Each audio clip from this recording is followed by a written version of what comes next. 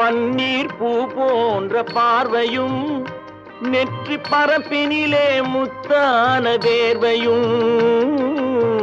பன்னீர் பூ போன்ற பார்வையும் நெற்றி பரப்பினிலே முத்தான வேர்வையும்.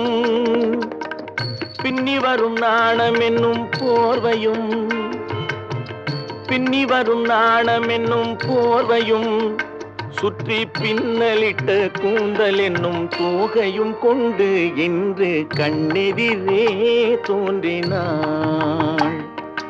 கனிமுகத்தை காட்டினாள், நேர்வழியில் மாற்றினாள்,